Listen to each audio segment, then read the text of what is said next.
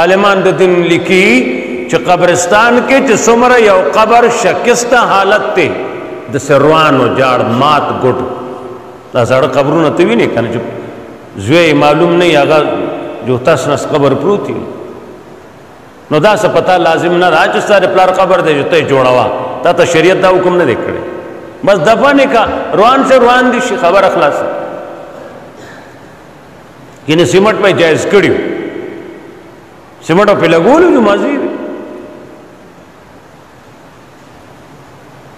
علماء د دین لیکي چې څومره قبر شکسته حالت د سروان او جاړ مات ګډوي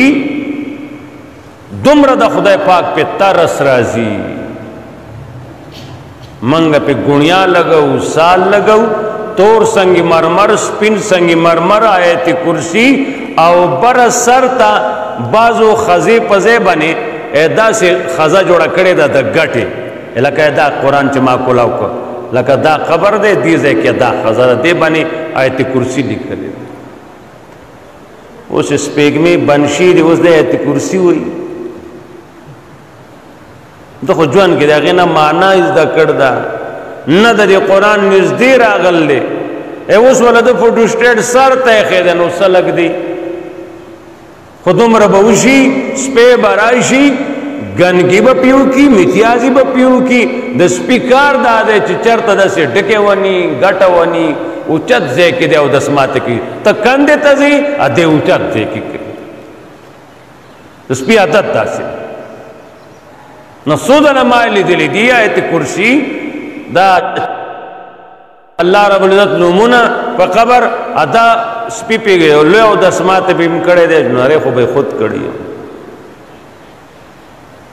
څوک په بیا لري کې څنګه بلري کو ما سردارو میال دن اوس دس چلو قرآن دی لو قرآن خو دی لنو قرآن خو عمل د پاره هو دې د پاره نه د راغه لپاس په ایت کرسی ولیکل اس خبر ادا دا چې لوی بچی ره هغه قبر چې د کمزور حالت ته هر څومره ګناګار چې هغه الله ته پته ده د خدای یو عام رحمت ته په داسې قبر زیات وریږي چې سېکړه ګنیا کړی نو هغه خوا کې علما لیکي دوا ته مودريګا دلته د جرم صادر دے دے قبر لپاسا جرم صادر دے کمزے کے جرمی التا رحمت ٹکراویگی لکه په جماعت رحمت وریگی په ڈمتوب زیبن لعنت وریگی آغام دغه سے محل دے شیش محل دے ڈمان گڑی کی پکیتا حالتا لعنت وریگی داؤم سمٹ ونی لگولی دی خلق پکی مسکی پدی رحمت وریگی پسنما لعنت وریگی په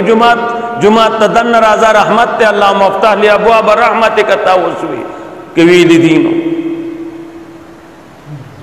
نلتا رحمت تے نلوی بچے کاغا قبر دا تکبر وانی جوڑوی نو پاغا رحمت نوری دار شاپور شیخ القرآن مولانا محمد افضل خان رحمت اللہ علیہ دا کم صالح کالا مخ کی اغتما یو خط لے گلے دا یو سو خبری میں لکلے ورتا میں مربع قبرون جوڑی دلائل نلتا منگ سر اشتے خود سر بہانا کی پہ جوابو لکا بیاوی پخپلاس فتوہ لکلا اگر ایسے قبروں کے ارد گرد دعا کے لیے کھڑا ہونا بھی منع ہے داری شاپور شیخ القرآن فتوہ تو کوئی دا چاہ ویلی دا فتوہ دا گودا پنجپر شیخ نمانگ پخپل اوری دی رحمہ اللہ تعالی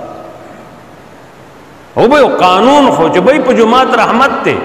یوزے کی ڈمان گڑی کی لعنت وریگی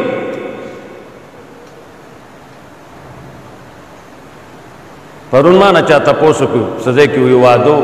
ڈمان گڑی دل خلق و تتلیو زن خلقو وی ڈوڑای بیانا دا خوڑلی او زنو وی دا ڈوڑای حرام دا تپا کسا وائی دا خلق خواسی بیا خوان گوری کنا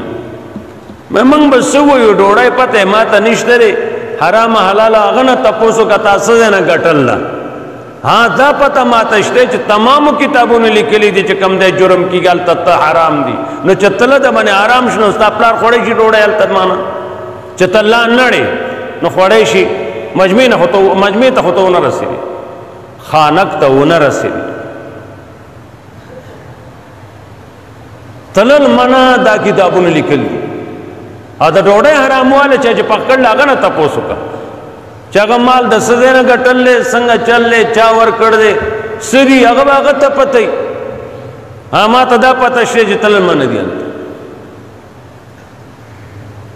شاه اشرف علي صاحب د خپل خور واده، اشرف علي صاحب د دنیا لوی عالم تیرو ترې، د خپل خور واده کور خلکو سره سم کاو، دغه دور سره سم بو رواج. شاه صاحب وی کدا پکې ته وی زبا دی واده کې شرکت نه کوم، وګوره خپل کور واده دی، کور کدا پکې وی زبا شرکت نه کوم.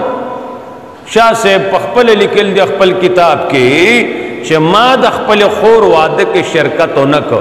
نو خور خپل کور مسله ده کنه، نو ته خو بل کرځي چاول خوري، د رسم رواج چاول خوري، او هغه پټاخي لزول دي، هغه ډمان ګډول دي، هغه سس کړي دي، خوشوي ته خوري. بیا ودا ډوډۍ حرام ده که حلال ده هغه ما ته پته نشته. او تلل چې دي نو دا منع دي. نو چې نو خوړی را نشي نه وبخوري، اونه رسېدي ورته 2 میله منځ کې لار دی سړی څنګه چاولو ته رسي چې د لاس ستا اوږدېږي چېرته کرامتونه دي داسې دي چې ناس کورې لاس ته هلته اوږدېږي، هغې ما ته پته نشته.